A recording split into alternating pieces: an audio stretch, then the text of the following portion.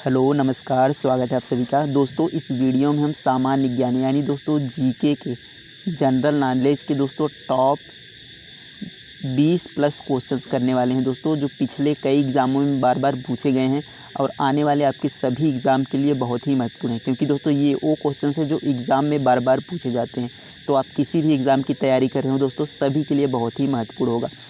तो इनमें दोस्तों टोटल 20 प्लस क्वेश्चंस हैं। तो लास्ट में आपको कमेंट करके ये बताना है कि आपने 20 में से कितने क्वेश्चंस सही किए, और जो क्वेश्चंस का आंसर आपको दोस्तों पता नहीं है उसको आपको नोट ज़रूर करना है, ताकि अगले किसी भी प्रैक्टिस सेट में वो क्वेश्चंस आपको मिले तो आप उसे सही कर पाएँ। और लास्ट में मैंने एक क्वेश्चंस भी रखा है आपके लिए, जिसका आंसर आपको कमेंट में बताना है।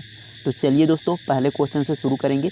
देखिए पहला क्वेश्चन है कि वर्ष 1919 में कौन सी दुर्भाग्यजनक घटना हुई थी। तो 1919 में कौन सी दुर्भाग्यजनक घटना हुई थी ये दोस्तों आपको बताना है। तो आपको पता होगा दोस्तों कि 13 अप्रैल का दिन था। 13 अप्रैल 1919 13 अप्रैल 1919 में पंजाब के अमृतसर में जलियांवाला बाग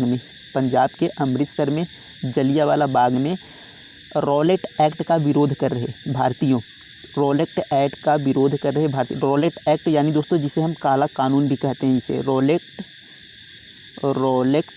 एक्ट, इसे दोस्तों काला कानून भी कहते हैं। ये आपको याद रखना है कि रॉलेट एक्ट काला कानून, इसका विरोध कर रहे हैं भारतीयों पर जनरल डायर कौन था दोस्तों? ये अंग्रेज़ों का अधिकारी था एक, जनरल डायर। तो रॉलेट एक्ट का विरोध कर रहे भारतीयों पर जनरल डायर ने गोलियां चलवाई थी।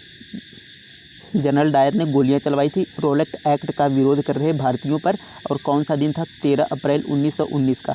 तो उसे दोस्तों क्या कहा जाता है? जलियांवाला बाग हत्याकांड के नाम से जाना जाता है। तो ऑप्शन नंबर बी यहाँ पर इसका सही उत्तर हो जाएगा, बी जलियांवाला बाग हत्याकांड। तो इसमें देखिए महत्वपूर्ण प्रश्न क्या थे कि जलियांवाला बाग हत्याकांड कब हुआ? तो 13 अप्रैल 1919 में।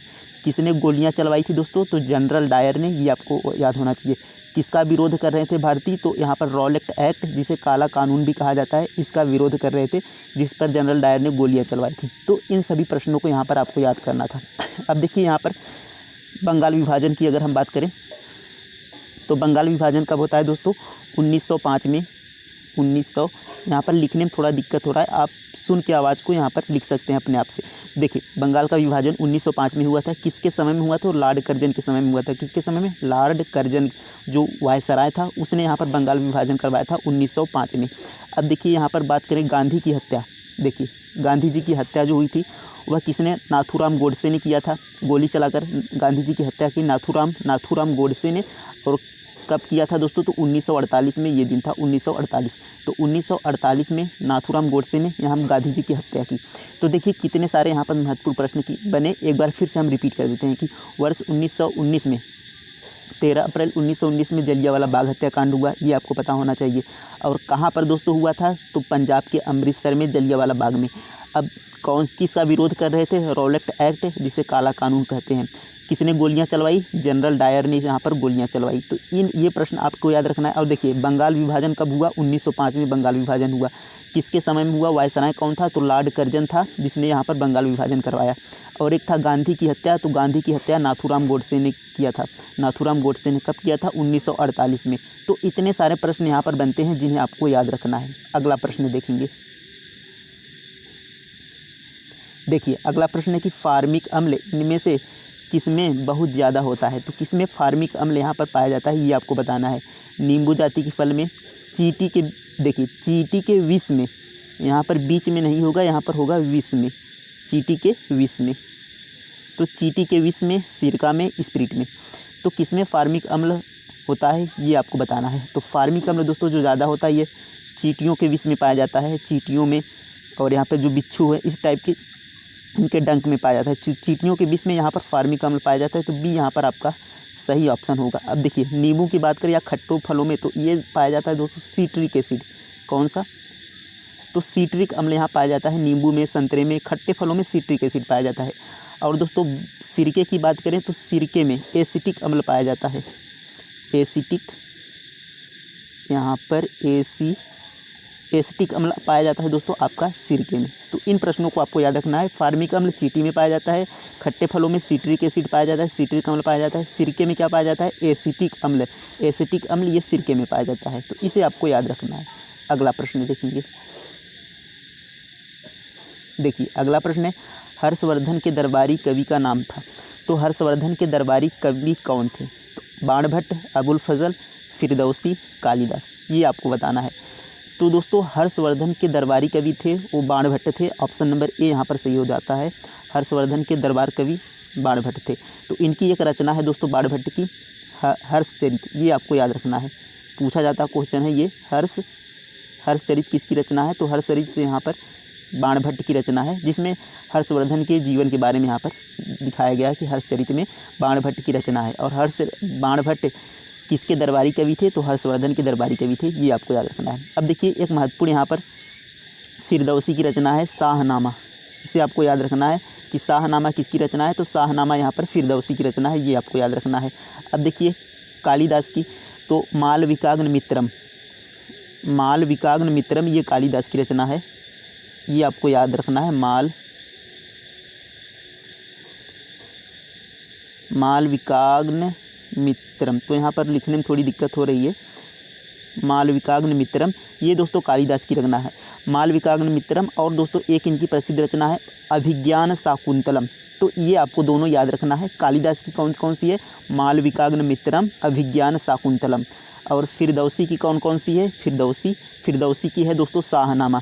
बाणभट्ट की कौन है? बाणभट्ट की है हर्षचरित। और बाणभट्ट किसके दरबारी कवि थे? तो हर्षवर्धन के दरबारी कवि बाणभट्ट थे। तो इन सभी प्रश्नों को भी आपको ध्यान में रखना है। अगला प्रश्न देखेंगे। देखिए अगला प्रश्न है कि भारत में इनमें से किस राज्य में सबसे अधिक आबादी है? तो किस राज्य में भारत की सबसे अधिक आबादी है? हिमाचल प्रदेश में, उत्तर प्रदेश में, हरियाणा में, बिहार में। तो सबसे अधिक आबादी बताना है कि किस राज्य में है।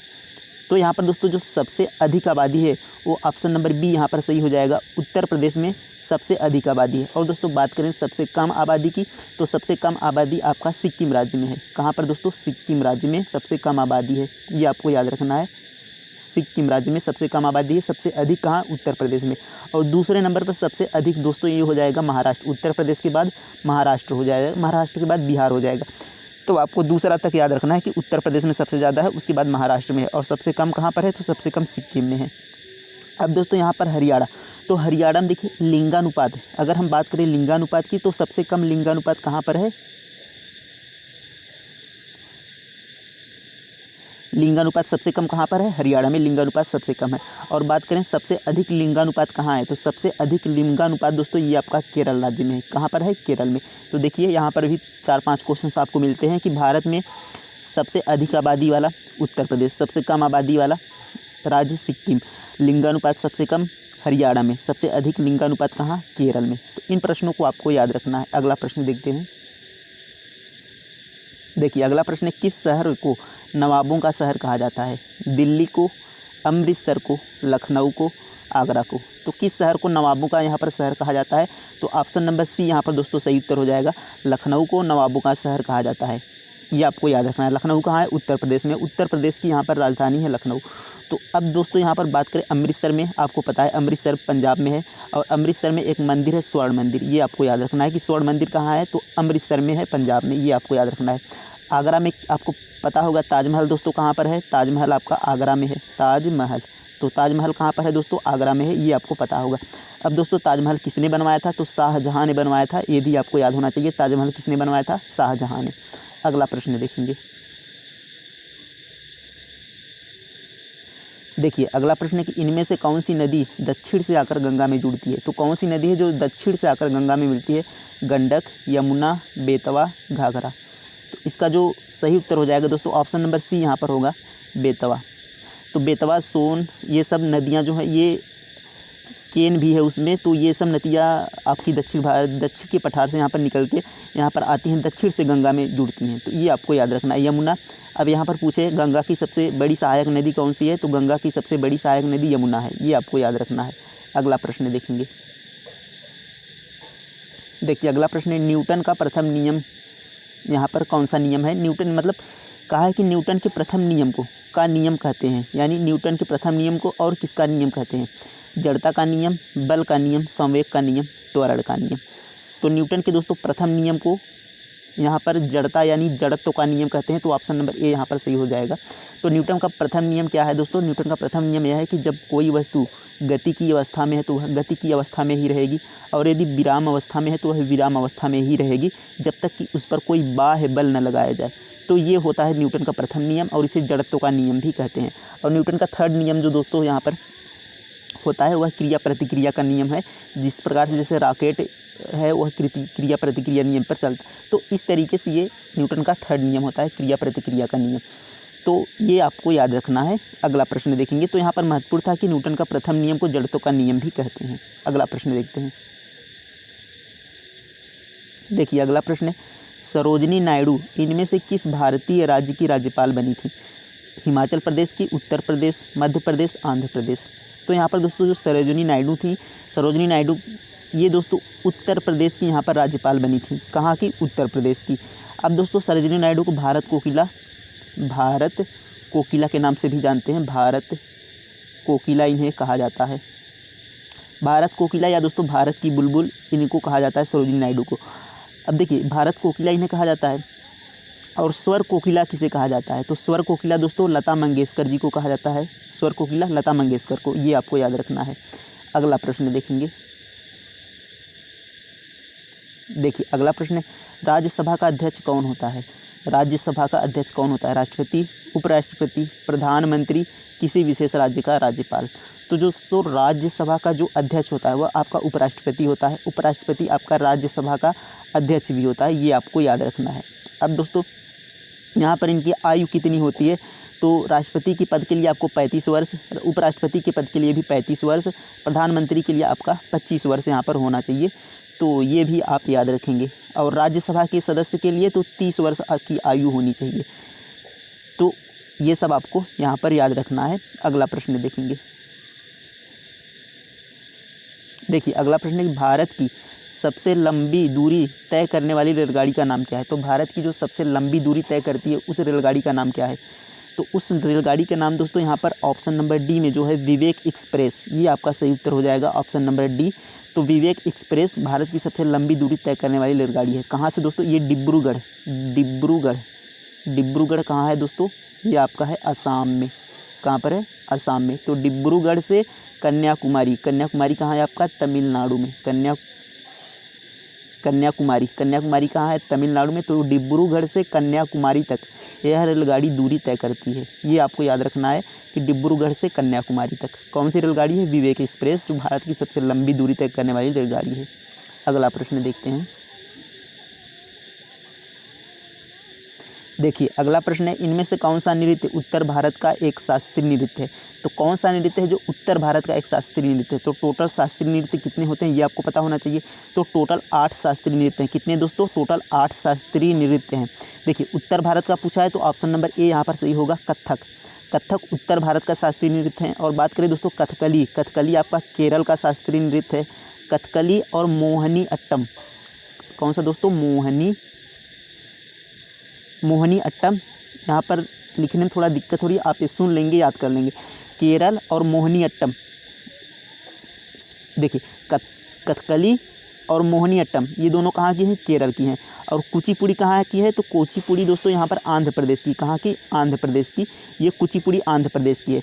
भरतनाट्यम कहाँ की है? तो भरतनाट्यम दोस्तों ये आपकी तमिलनाडु की है। भरतनाट्यम कहाँ की है? तमिलनाडु की है। और देखिए मणिपुरी आपकी मणिपुर की है। ओडिसी आपकी ओडिशा की है। और दोस्तों एक सत्रिया होता है, सत्रिया ये आपका असम का है। सत्रिया कहाँ का है? असम का। सत्रिया असम का। तो इस तरीके से आपके होते हैं 8 शास्त्रीय नृत्य जो आपको पता होने चाहिए।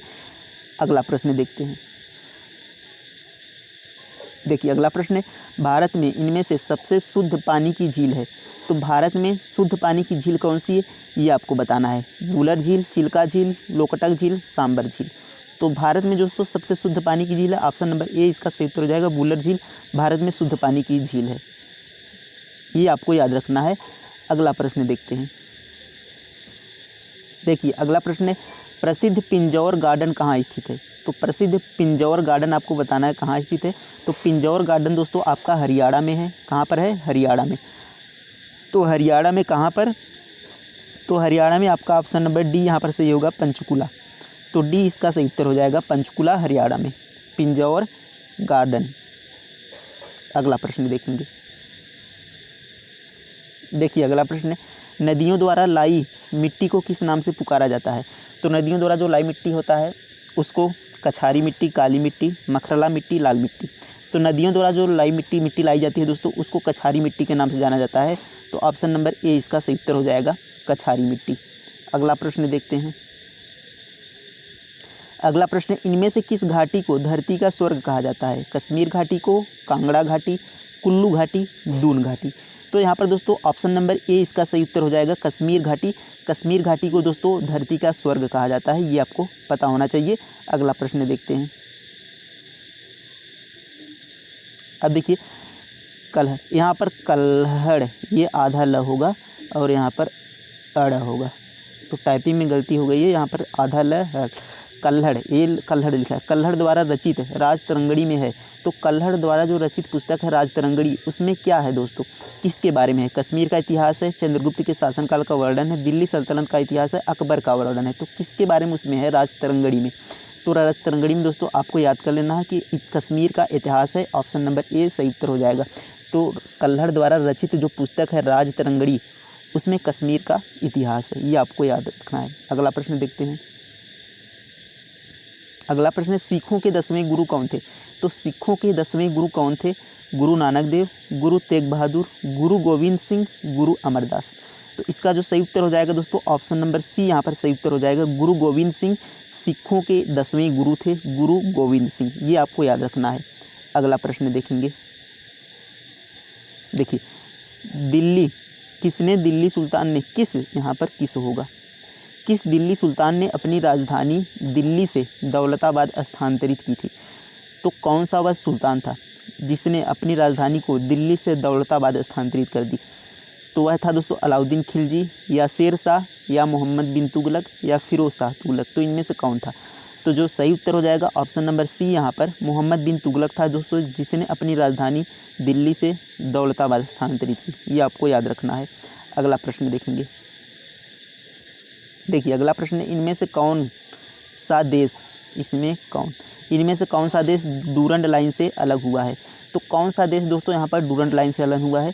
तो भारत और अफ़गानिस्तान तो पहले था, लेकिन भारत और पाकिस्तान के बीच यहाँ पर देखिए डूरंड लाइन है। डूरंड लाइन भारत और पाकिस्तान अफ़गानिस्तान के बीच। अब दोस्तों भारत और चीन के बीच आपको याद रखना है मैकमोहन लाइन है, मैकमोहन रेखा। मैकमोहन रेखा किसके बीच है? तो मैकमोहन रेखा दोस्तों यहाँ पर भारत और चीन के बीच है। अब बात करें दोस्तों भारत और यहाँ पर पाकिस्तान, तो भारत पाकिस्तान के बीच दोस्तों आपका रेड क्लिफ रेखा है। कौन सा? रेड क्लिफ रेखा आपका भारत और पाकिस्तान के बीच है। मैकमोहन रेखा भारत और चीन के बीच है, ये आपको याद रखना है। अगला प्रश्न देखते हैं। देखिए भारत में केसर का सबसे बड़ा उत्पादक है, तो भारत में केसर का सबसे बड़ा उत्पादक राज्य कौन सा? उत्तर प्रदेश है, तमिलनाडु, जम्मू कश्मीर, हरियाणा। तो दोस्तों जो भारत में केसर का सबसे बड़ा उत्पादक राज्य वह ऑप्शन नंबर सी यहाँ पर से उत्तर हो जाएगा, जम्मू कश्मीर आपका सबसे बड़ा उत्पादक है केसर का। अगला प्रश्न देखते हैं। देखिए अगला प्रश्न, पानीपत का प्रथम युद्ध कब लड़ा गया? 1526 ईस्वी में, 1556 में, 1605 में, 1761 में। तो आपको बताना है पानीपत का प्रथम युद्ध कब लड़ा गया। तो ये दोस्तों आपका सही उत्तर हो जाएगा ऑप्शन नंबर ए, 1526 में दोस्तों आपका पानीपत का प्रथम युद्ध हुआ, और 1556 में आपका पानीपत का सेकेंड युद्ध हुआ, और यहाँ पर 1761 में आपका पानीपत का थर्ड युद्ध हुआ।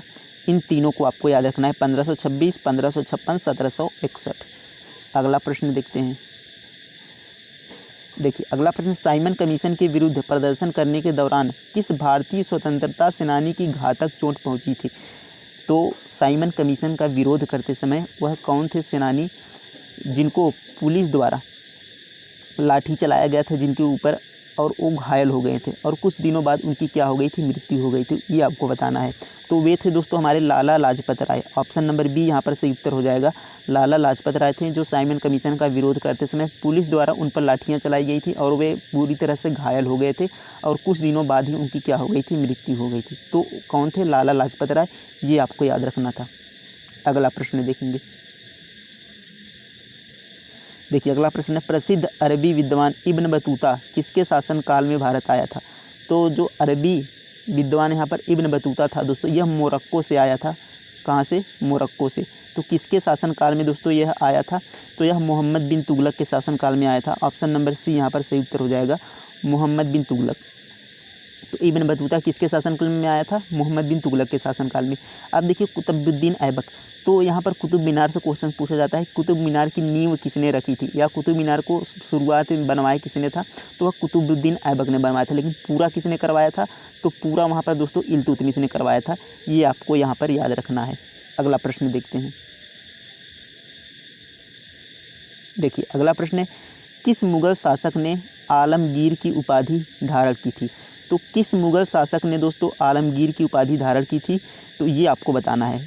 अकबर ने, जहांगीर ने, शाहजहां ने, औरंगजेब ने। तो इसका जो सही उत्तर हो जाएगा दोस्तों ऑप्शन नंबर डी यहाँ पर सही होगा, औरंगजेब। औरंगजेब ने दोस्तों आलमगीर की उपाधि धारण की थी। तो ऑप्शन नंबर डी इसका सही उत्तर हो जाएगा। तो दोस्तों ये हमारे टोटल 23 क्वेश्चंस होते हैं। तो 23 में से आपके कितने क्वेश्चंस यहाँ पर नॉर्मल सही हुए थे, ये आपको कमेंट करके बताना है। और वीडियो कैसा लगा दोस्तों लाइक करके बताना है। और एक क्वेश्चन से यहाँ पर आपके लिए कि भारत का क्षेत्रफल के हिसाब से सबसे छोटा राज्य कौन सा है, ये आपको बताना है। भारत का क्षेत्रफल के हिसाब से सबसे छोटा राज्य कौन सा है, ये आपको कमेंट करके बताना है।